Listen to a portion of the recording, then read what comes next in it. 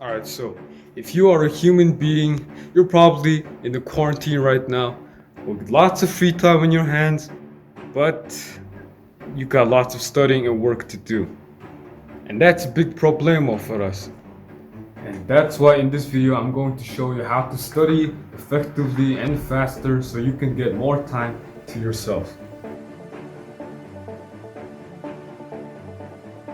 Welcome back, leaders. It's me, Nana, and in this video I'm going to be showing you exactly what you want to do so that you can get more free time on your hands and study like you never did before. Let's get straight into the video. Alright, so we got lots of problems right now. Even though we're in a quarantine, we don't know what day is it, we don't know if it's summer or not, it feels like summer. We still got work and studying to do, and that's a big problemo for you and I who want to just relax and sleep during these times, right? This is why this video applies to you. So the reason you could study more and better at school was because of the environment. See, when you're in class, you got lots of other people working next to you. We all got their heads down to their books, studying away like they got nothing to do. And because of that environment, it automatically primes your brain so that you can do the same too and study effectively. See, environments have a pretty big power and influence on us. And one of the problems that we have in our homes is the correct environment. Okay, maybe you are good at studying alone or at home, but there might be another problem to you as well.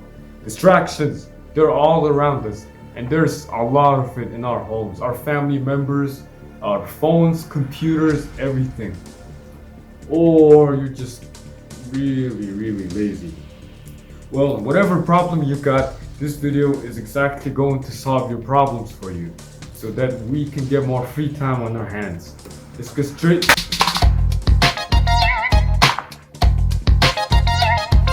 into the solutions.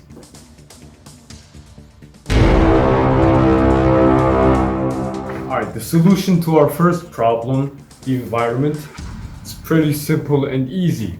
You see, if you watched my video on concentration, I clearly explained that your environment has a lot of influence on your mind.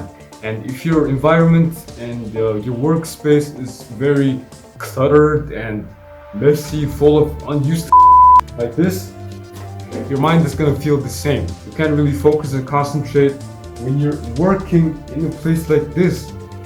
So first things first, we need to get to immediately changing our environment so that it will help us instead of distract us. Take a look at your room right now, or the workspace, or somewhere that you study. Take a look around. What do you see? Do you see a very clear space, or do you have lots of useless things on your desk that you're gonna put it away tomorrow? Well, it's probably the second one, I know so. And that's really why you can't concentrate and focus well. First step, alright, look at your desk, look at your workspace, and take some time off your day, probably today, to clean and just organize your room, clear out and declutter your desk, whatever useless stuff there is, and clean your room. After you clean your room, only leaving things you'll need on the table, and after that, your room and environment will look as crisp and clean as ever, and your mind will feel the same too, allowing you to study more focused and effectively. And after you clean your desk, hold up. That's what I'm talking about. You see how crisp and clean this place is? No extra garbage, no extra cluttering up your desk, just all the things you need. Secondly, one of the biggest reasons you can't study and work from home effectively is because of, well,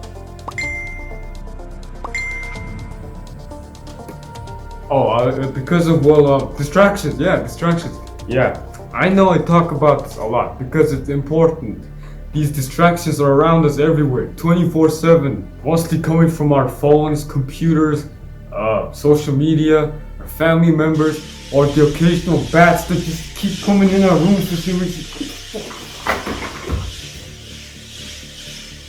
Alright, now that the bats are gone, we gotta learn to deal with these distractions. Turn off your notifications, alright? Only turn on notifications for the things you need. Alright, this is in general. Turn on do not disturb mode. Just turn it on, put your phone in a place where you can't see it and where distractions can't get you.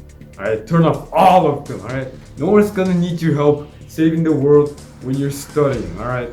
And after you've turned off all your notifications and stuff, it's time you deal with the people living in your home. If you got family members, they might occasionally come in to call you, do some housework, and that will disturb you a lot. So what you gotta do is negotiate with your family member and just tell them not to disturb you during the hours that you're studying. And as soon as someone, your family member or someone comes into your room to tell you to do something, take out the trash, young man! Okay, Mom, I'll take out the trash and I'll fail at school. Oh, what did you say to me? It was at this moment that he knew. He fucked up. I was joking, Mom! Alright. If you say that to your mom, you'll probably be quarantined to a hospital bed. So what you gotta do is just let them understand that you're doing something and to not to disturb you. Third, if you're too lazy or unmotivated or just procrastinating to do your work, even if you know deep inside that you need to do it, it needs to get done, and you're not doing it, well, I got a simple trick for you to beat this laziness. Very simple, actually. Just count it to 3. Let me explain.